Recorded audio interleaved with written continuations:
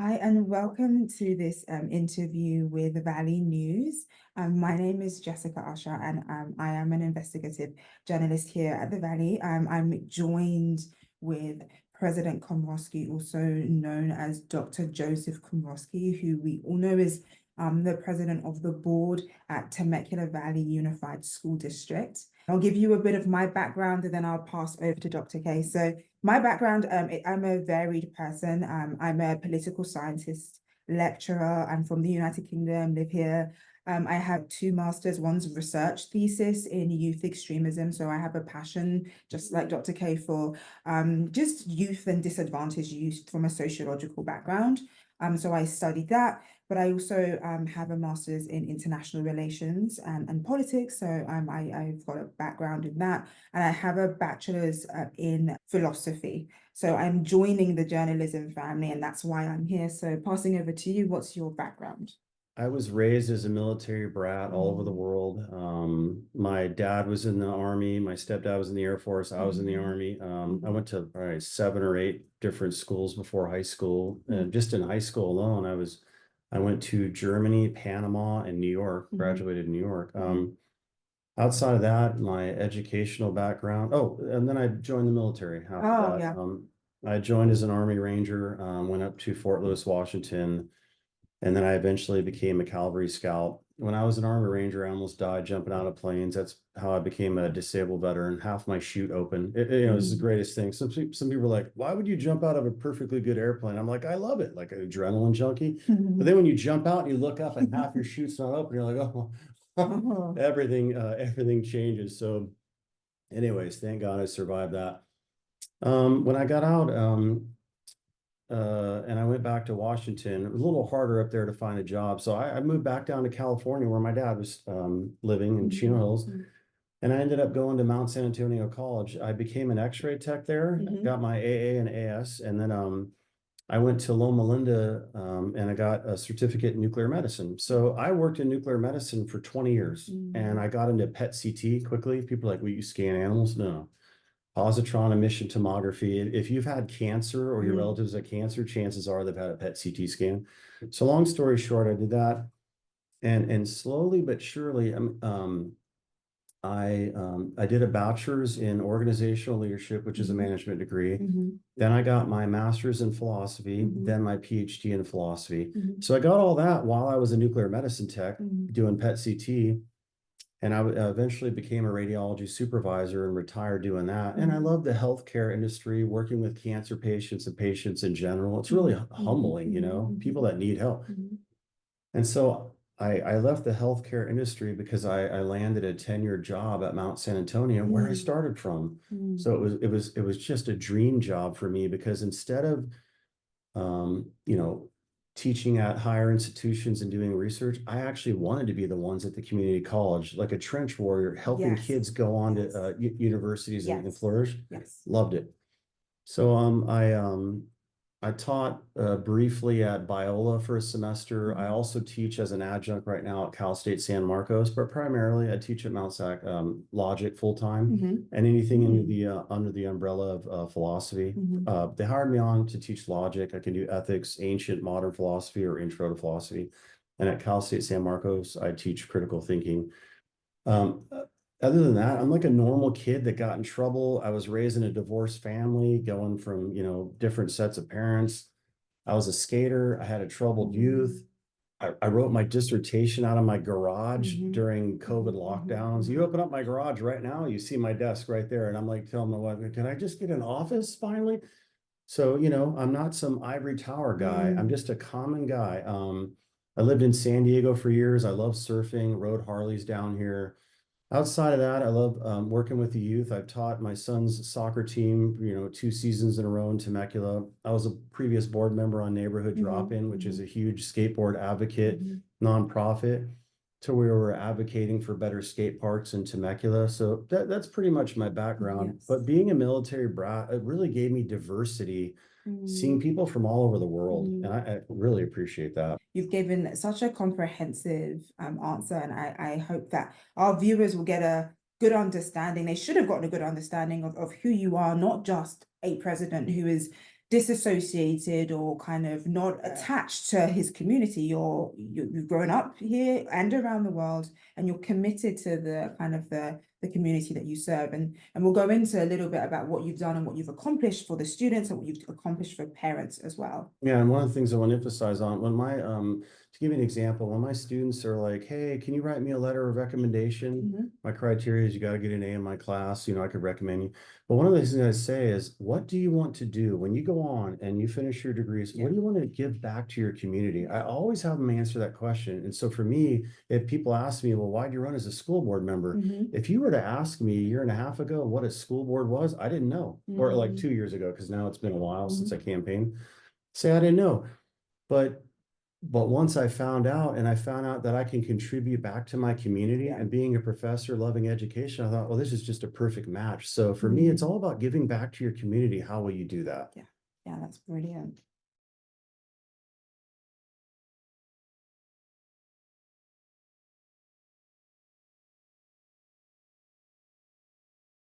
Okay, so if you don't agree with the discussion of CRT in the classroom, let's say it's a controversial issue, the teacher correctly using the Socratic dialogue says, look, this is the controversial issue. And what they could say is the majority of the board has condemned this or has banned this here in Temecula, but we can still discuss it, but we can't discuss it as gospel according to their resolution. But here's how we can discuss it. Here's CRT. Here's what the theory is. Here's people advocates for it. Here's people that don't agree with it. You set the stage, and here's the $1 million distinction. You can be for, you can be against, you can also have suspended judgment. You don't need to take a position on any controversial issue in your life. You can actually say, you know what? I'm not really sure. Maybe this is like a 50-50. I need to think about it more. I need more evidence. And what it does is it prevents the indoctrination of students, teachers forcing views on them. But it also undergirds parental rights. The parents are the cornerstone of education. They have to be involved in their children's education. And if it's a controversial issue, let's say you can say, look, it's all right to have suspended judgment. Go back and talk to your parents or your guardian. But I also want to kind of poke a little bit more around the banning of it. If people are able to talk about race and even critical race theory in the classroom, and these policies safeguard against indoctrination and people or teachers pushing this viewpoint, what exactly is being banned? If they can talk about it, I don't see a removal. What I do see is a parameter around how this can be taught, but I don't see it being completely wiped off the curriculum. If you go to the last line in our resolution, good question. It states, notwithstanding the above restrictions, social science courses can include instruction about critical race theory, provided that such instruction plays only a subordinate role in the overall course, and provided further that such instruction focuses on the flaws in critical race theory. Now, the resolution's a little bit long, but I'll give you just 3 examples. These are concepts. When people say, yeah, we don't teach CRT here. Somebody might say, well, you do, not a name, but here's why. Anything that, you know, an individual by virtue of his or her sex or race is inherently racist and or sexist, whether consciously or unconsciously. Boom, right there. Now you're dividing by race, which is Marxist. Individuals or either a member of the oppressor class or the oppressed class because of race or sex, there again is the division. So if these, or here's one, an individual is inherently morally or otherwise superior to another individual because of race or sex. An individual should be discriminated against or receive adverse treatment due to the individual's race or sex. Or an individual should receive favorable treatment due to the individual's race or sex. This is all Ibram Kendi 101. He doesn't mind discrimination. In fact, he's going to say the only way to disrupt discrimination is to have discrimination. So for me, CRT is inherently racist because it judges you by a quality that you can't pick. I can't pick the color of my skin, either can you. Right. So for me, these concepts, if any of those are in the curriculum, that's when, you know, the teacher could say, look, the board has stood against this, but we can talk about it, pro and con. I get it. Yeah. I mean, coming from my IR background, I often introduce students to theories. I never have them say, this is absolute. If I want to describe how the world works, I actually produce it as a theory that they can criticize. What I'm hearing here in the danger of CRT is the fact that it's actually not being taught as a theory, but as something that needs to be absolute. And that's what I'm hearing needs to be adjusted. So I'm glad that we got that misconception cleared up. But I also want to pick out the notion of parental rights. and bring to the fore policy 6000, and as it pertains to profanity, pornography, and erotica. And at the last board, there was a lot of discussion from the public criticizing the move to screen and remove kind of items from libraries, etc. What do you have to say about board policy 6000, considering the fact that people have talked about it being redundant? There's a policy already in place. People are accusing the board of doing double work. What do you say to all of those? So we didn't have a policy that talked about that really got into the weeds of, and I'll read from this because it's very important. There's 5 terms that were called into question. The trigger point for this was when a drama teacher taught Angels in America and put it on as one of the possible things you could choose from. And I believe a student, said that they chose it because it sounded like a cool title, Angels in America. It sounded harmful. But then when you read that it had the use of the F word over 100 times and sex scenes that were, just vulgar, what it did is one of the board members tried to pass this policy through way back in June.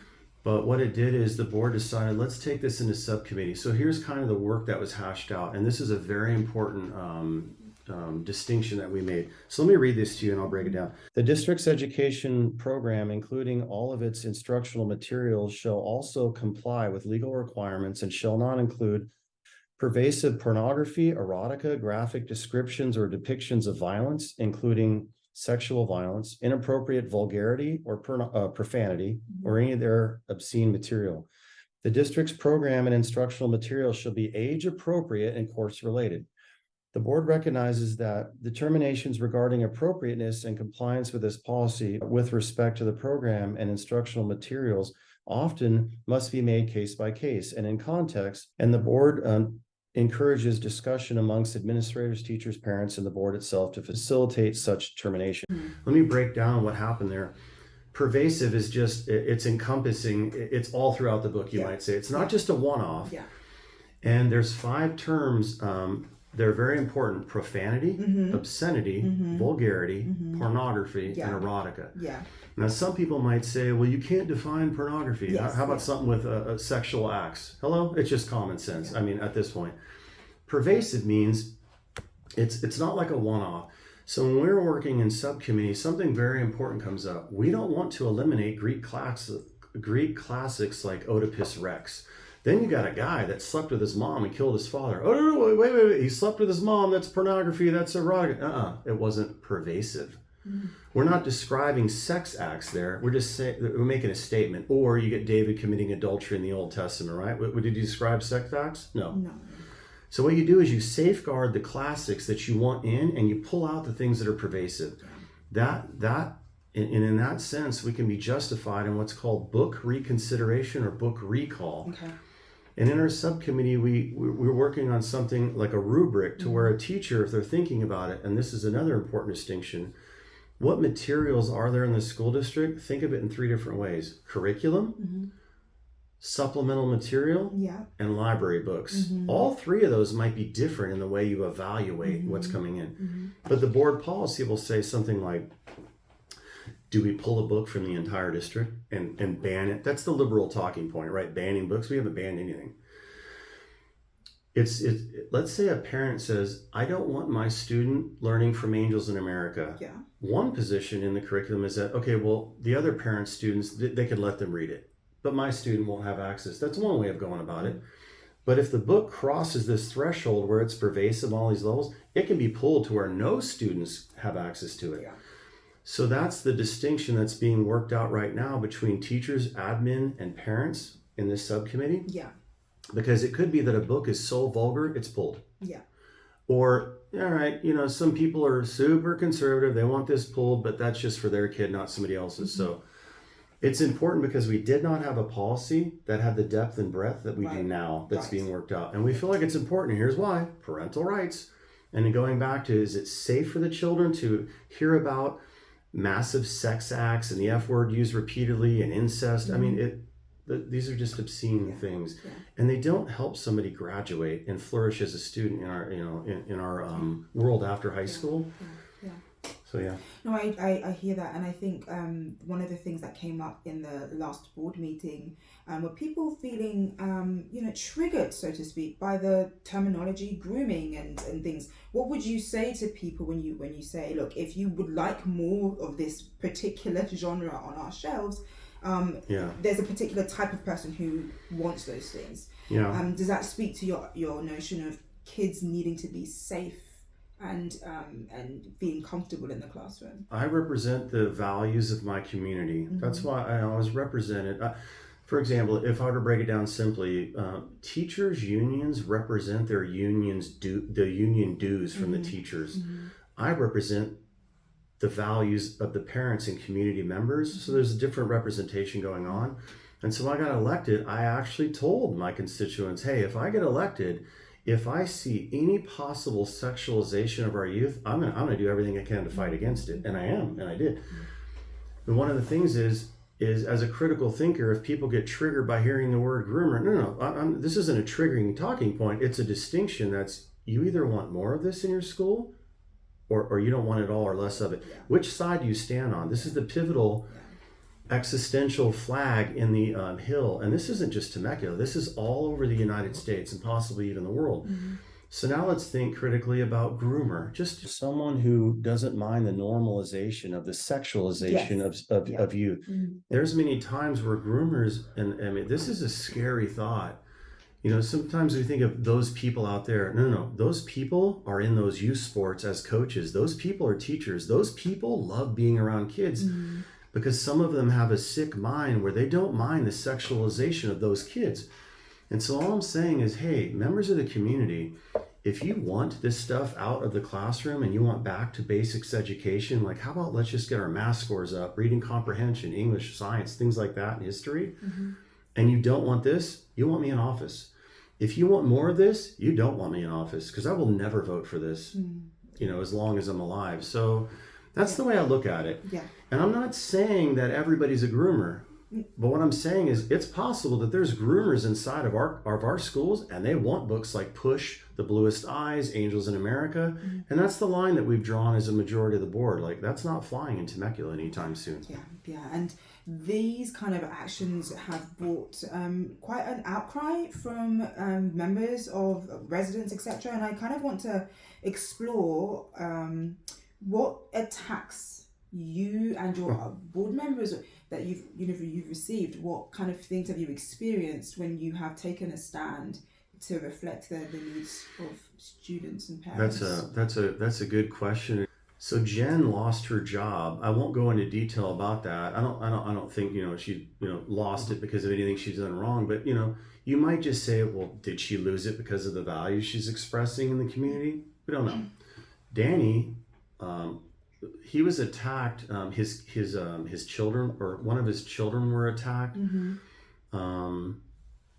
Another instance was they had PTA meetings, parent-teacher association meetings at one of the schools, and during that meeting, somebody was filmed or recorded, basically saying, and there's evidence of this, that they know people higher up in the construction world and ironworking world, and they knew that Mr. Gonzalez had construction work with Disneyland, like contracts. Mm-hmm. This person was openly admitting this in a PTA meeting, supposed to be for children, and teacher relationships, parent-teacher, at the school. The person was using this as a platform to let everybody know he's going to go attack Danny's contracts at Disney. So Danny was losing work. So one of the reasons he left is he was just losing business. He was being, ruthlessly attacked. So I won't speak in specific about those two board members. You'd have to ask them. But now going on to me, the first attack was somebody said I plagiarized my dissertation. And, my wife told me about it. It was on Reddit. And I thought, I'm not going to worry about that, because I didn't. To confirm, which dissertation, your PhD? Yeah, my PhD. And it was in 5G. And here's the sad part. I made it free to people on my website. If you go to Dr. K, the number 4, TVUSD.com, you'll see right there, like with my campaign card, I tell you what I'm running on. And I say, I wrote my dissertation in this area. Here it is for free. Yeah. So I made it for free. So somebody from, the community that doesn't like me and my values, they went on anonymously and they attacked me. So I thought, oh my gosh, I'm not going to respond to any of this. Well, then that person reported me. It was either that person or somebody else reported me to Claremont Graduate University. So he plagiarized. I'm like, you got to be kidding me. So now I have my dissertation advisor reaching out to me. Hey, Joseph, hope you're doing well. Hope you had a happy Christmas. Just to let you know, we have to conduct an investigation. Not that we're assuming that you've done anything wrong, but what it does is it triggers a set of gears inside the university for what's the community, the Academic Integrity Advisory Committee. So I said, okay. So I had to go through this 3 or 4 month long process of defending that I didn't plagiarize my dissertation. And it turns out that my dissertation is still intact, and members of the public now that say that, it's nothing more than defamation of character. That's it. And I made that publicly known. One of the reasons they may have been attacking that is they don't care about my livelihood and well-being. They want me out. And so any way they can do it, attack his job, a dissertation, whatever, just get him out of office. That was just one attack. The other one is that I had the Academic Senate President of Mount San Antonio, where I'm tenured. This person sent out an email and CC'd over 20 people on it. The president, deans from humanities departments, the LGBT club, all these people. And he basically blasted me because he read an LA Times article where supposedly I called, they wrote about board president calls Harvey Milk a pedophile. And that triggered him to where he got really, angry. And he attacked me saying that students are not safe in my class, especially LGBT youth. And I'm like, oh my gosh. So I had to go through another battle because this person did this with Mount SAC email. And I'm like, hold on. You're an Academic Senate President. You're blasting me. I wasn't on the email. No. I had no idea this was happening. And so they're coming after my job. And this person said that I should go in front of the Board of Trustees at Mount SAC and defend my position. Long story short, I made a response, CC'd everybody he did, including him. And I said, first of all, that's against California. I think it's there's a certain government code, meaning that I am free as an elected official to represent the constituents in my area. And I was elected to do that. You shouldn't be bringing that into the campus community life. So that was a two-pronged attack against me. Long story short, I'm still tenured. I'm still doing well at Mount San Antonio College. My dissertation's intact. But then they attacked my wife. Yes, and that's something I'm going to come on to. But I also just want to clarify for viewers who are outside of the academic circle. What Dr. K had to basically do is defend his dissertation twice, because in order for him to have gotten his dissertation in the first place, he's already had to defend it. Yeah. He's written a whole book, essentially, which is original, and there are, things like Turnitin. There's actually things put in place to verify the authenticity and the originality of this. And so just to put it out there, he had to defend it twice. And it was also, from hearing this, it sounded like Claremont University had to respond by doing an investigation because they just had to, as it was brought to their attention, not because they suspected him. So I want to clarify that as well. Yeah. Moving forward on to your wife, yes, there have been accusations about your wife and a student or something. So could you please give us a bit of a background as to what triggered it, what's happened, and what's going on? I'd love to. So, and I forgot to back up. So after I got that email from the Academic Senate President, then I was getting like Soros style attacks. I'm not saying Soros was behind it, but the magnitude increased significantly. One of them was death threats. I have a rate my professor. And anybody knows, if you teach in academia, if you suck as a professor, your students, they're going to let you know. They're going to let the whole world know. And so I don't check my rate my professor, but it's a 5.0. It's a very hard mark to get. And so, I teach well in my class. I love my students. After that email went out by the Academic Senate President, I probably had over 300 responses in less than a month of people who were never in my class calling me a racist, a pedophile, a homophobic, die, on and on and on. I had another, so basically I spent time flagging all of these, saying these were never my students and they're all off. I mean, the attacks were enormous, especially since Governor Newsom himself tweeted about me saying something about a statement, an ignorant statement and a foolish statement. Congratulations, Mr. Komrosky, now you have our attention, stay tuned. That was kind of a threatening Twitter response. So you might say, it's one thing to get an email from somebody at your school. It's another when the governor himself mentions you by name. Then all of a sudden the attacks go through the roof. Now going back to my wife. So there was one board meeting. She's talking with somebody in the audience, and another parent was with my wife talking as well. And my wife said something to this community member that maybe a student didn't like.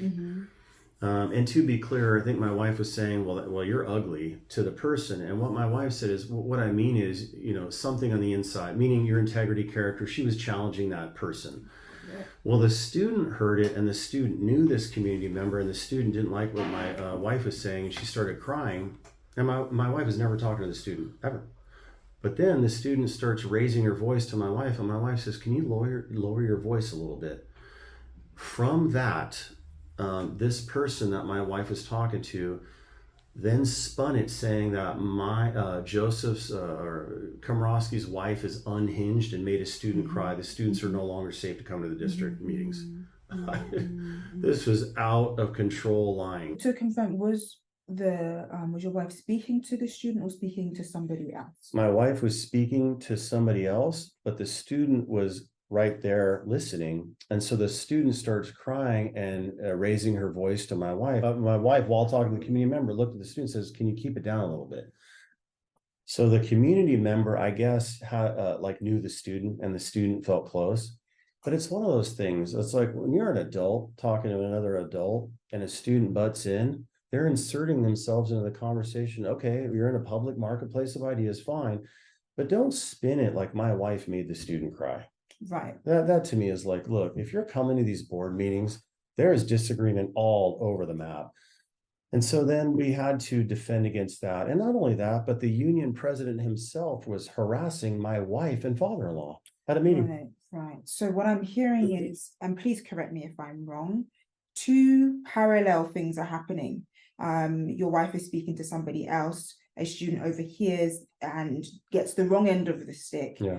And in response, and considering the fact that, as you were saying, students shouldn't really be interrupting adults, etc. You can, it's a free country, but I mean, there is a way, there's decorum, there's like a way to speak to people of seniority. The student overhears, your wife's like, can you please just lower your voice? And thinking, what are you talking about anyway? And then because of that response, person starts crying and it's blown out of proportion. That's right. Right. And this is, I think, really good to clarify, because the general narrative is there was a targeted, literal attack on this student, and that's actually not what has taken place. And it gets even better than this. So a week after this happens, then there was another narrative somebody put on social media that, you're gonna love this. This is how out of control it gets. Dr. Komrosky broke his wife's jaw. She's filing for divorce, and she comes to the meetings as an alcoholic, unhinged, drunk. I mean, all of this stuff is lies, and then we just sit there and listen to it. So all of that from one little interaction.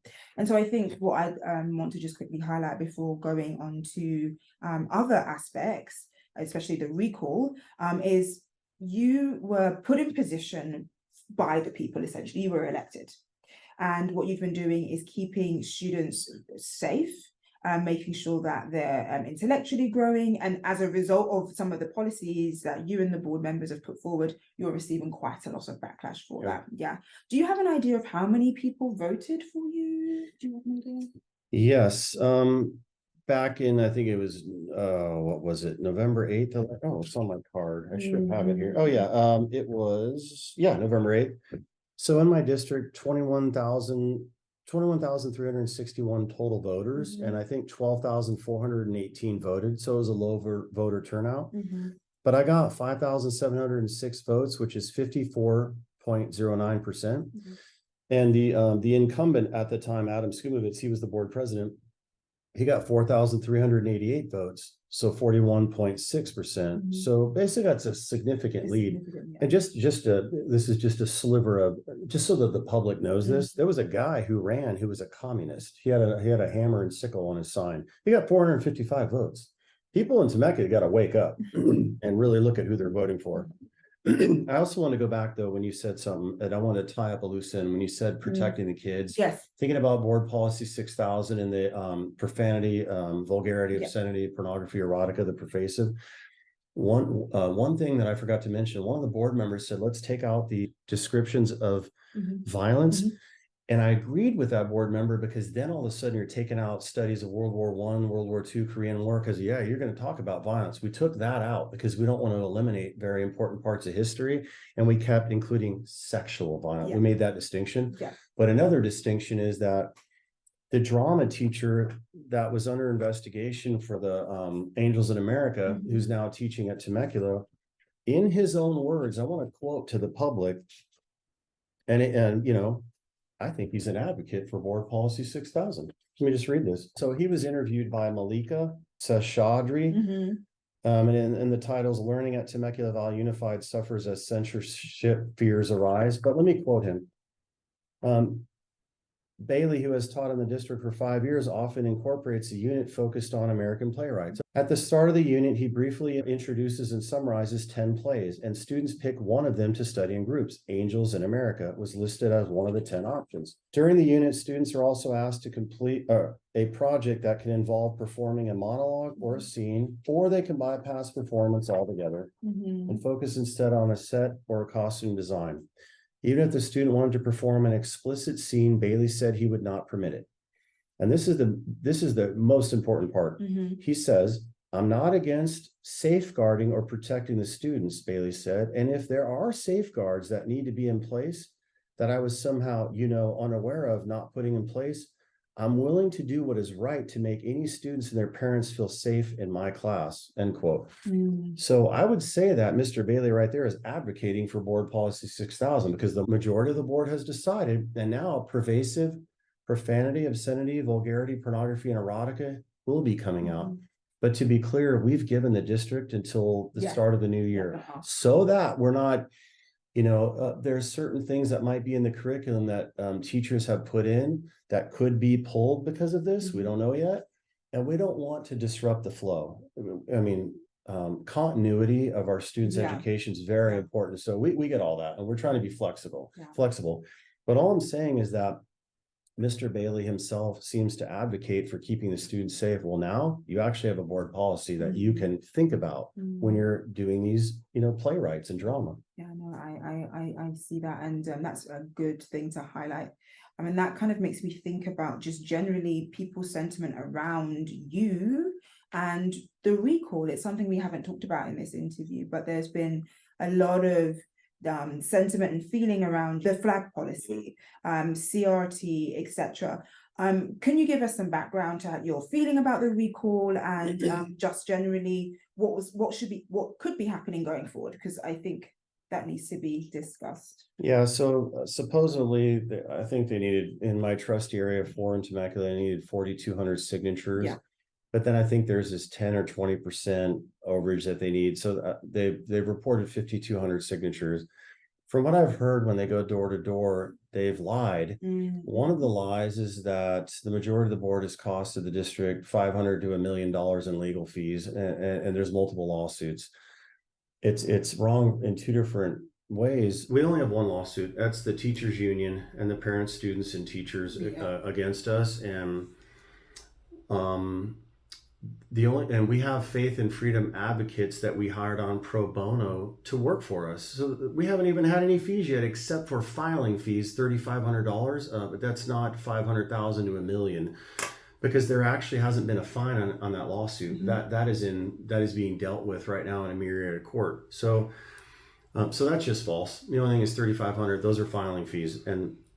But I want to make something clear. The leadership in Temecula One PAC. I want to quote.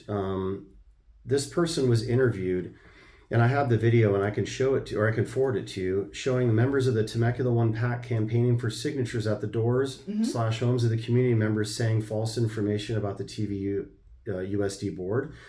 In his interview, and this is the leader of this. I won't even reference his name here, but you can find out who he is. He's using baseless claims, probably because he doesn't know how to properly form an argument based upon solid evidence. He uses charged words like chaos, panic, extremists, dysfunctional school board, failed district, MAGA Republican, national playbook. In my opinion, these are designed to undercut one's reasoning faculties and instead appealing to their emotions. I teach this in my logic and critical thinking class. What not to do? Don't use emotively charged words. State the facts or evidence. Let somebody decide for themselves. So this is the really important thing, and this is going door to door, or this is the push behind it from the leadership. I'm quoting him now. So I think it'll be a little bit easier doors today. The thing I need to remember too, I need to remember myself. It's not about being right. It's about getting the signature. Quote. That's from Jeff Pack, Leadership in Temecula Impact. So this person is advocating for somebody not even having to be truthful. So here's my summary on him. His statements are very telling morally, as he's admitting to the public that he's using a utilitarianist calculus when collecting signatures for my recall. He's revealing to the Temecula community that he's devaluing your inherent worth as a person by using you as a means to an end. This kind of behavior is morally reprehensible as it reveals a lack of character and integrity. Yeah. Consequently, the Temecula community will have to decide whether you want somebody like him influencing your kids or me. I think the answer is obvious, as the Temecula community has already spoken by voting me in. He's just not listening, and he's in denial. So that's my response to the leadership and the lies they're advocating for. My whole thing is, of course, I don't think the recall will go through, but if it did and the voters had an informed vote based upon accurate information, I'm fine with it, because then let the community decide. But if it's based upon lies, shame on this leadership. Yeah, no, I totally understand that. You're not even, most people feel that leaders are power hungry, etc. You are advocating for informed opinions, yeah, and as opposed to things that are not exactly true. And that kind of brings me on to the TCI curriculum, the Teachers Curriculum Institute. What do you have to say around that? One of the false narratives being spun is that the governor was going to sue Temecula Valley Unified, 1.5 million. I mean, there was even another article that I read, and I don't know where it's at, where he also wanted to tack on an additional 1.5 to 1.6 million for shipping fees. I mean, and so he was threatening us. So one of the reasons it was pulled, people say, oh, because we called Harvard, because there was a mention of a pedophile. No, that was actually not even the primary reason. That was secondary. There was a fourth grade module that talked about the Gay Liberation Front, and that was somebody was attached to NEMLA, which could have been a pedophile front. That also was secondary. The primary reason, and this is to cite Ed Code, and Mr. Gonzalez made this very clear if you go back and listen to this. So Ed Code 60002, each district board shall provide for a substantial teacher involvement in the selection of instructional materials and shall promote the involvement of parents and other members of the community in the selection of instructional materials.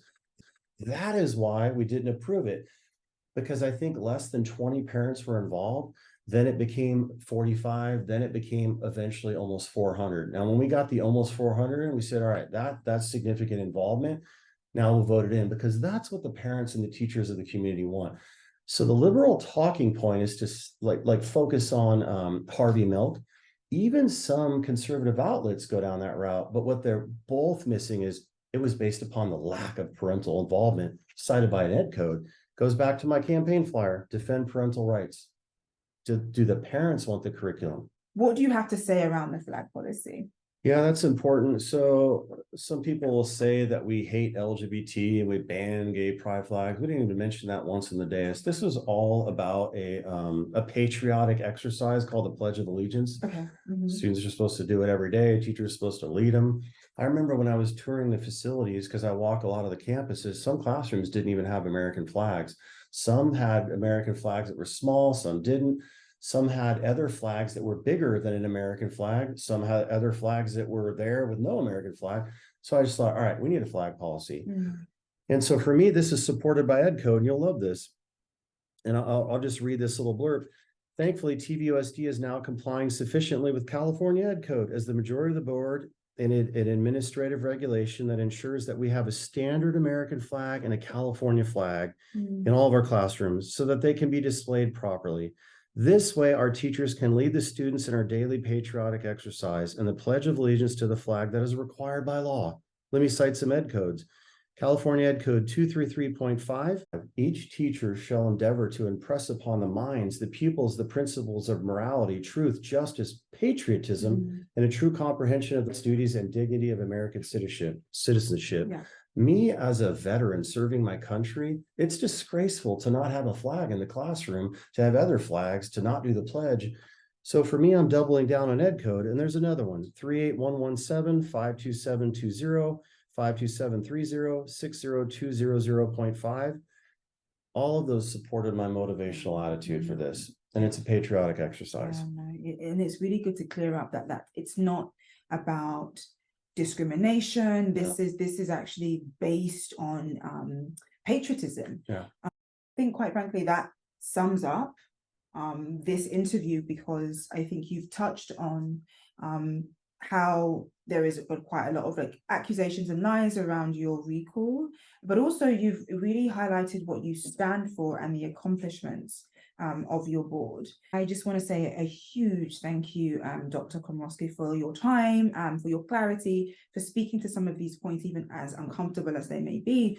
Is there anything on top of any topics, anything that I haven't asked you that you want to particularly highlight? Yeah, thank you so much. And thank you tremendously for the interview, Jessica, to get the word out there. Two things. One thing I'm trying to work on, I'm a skater. I used to, skated most of my life. I want to get some skateboard ramps at one of the high schools, use it as a pilot. I'm working on that with the city and our district. The other thing is our troubled youth. In my youth, I caused problems. I got in trouble. And so my heart goes out to the student disciplinary reports that we have of, people doing things, and they're up for suspension, expulsion. So there's a program that I went down to and observed in San Marcos, where the district, two district sheriff or deputy sheriffs, they work with troubled youth, and they take people with these behavioral problems that might, be facing possible juvenile hall, and they bring them all together. And it's under the guise of the county sheriff in San Diego, and they develop character and respect and a moral code, and it's awesome. And the program flourishes big time. So I was very impressed with that. And one of the deputy sheriffs was an ex-ranger, and so was I. So there was bonding there. One of the students got arrested for graffiti in San Marcos. They had a massive amount of graffiti in an artistic sense in that center because of him. So they're trying to channel these negative behaviors that you can get locked up for and say, how can we use this artistically? So one of many things like that. Then I'm going to try to institute in Temecula Valley, TVUSD. So I already have the district or the county sheriff, Chad Bianco, talking to the county sheriff of San Diego to see if we can get that as a pilot started in Temecula Valley High School, and see if we can get that at other locations. But for me, it's working with the troubled youth. And instead of, you violated this ed code and this penal code and blah, blah, blah, you're being arrested or whatever, we want to mentor you. We want to disciple you. We want to literally come alongside you and empower you with words of encouragement. To me, that is so powerful. So that's something I'm working on. And I would say the last thing is just if people want to support me, if my name goes to ballot and there's a recall, possibly looking at June, I would just say visit my website, DRK4 TVUSD.com. I'll be accepting donations there, and I'll be campaigning. Help me get the truth out to the community. But other than that, I thank you again for this interview. No, thank you for coming.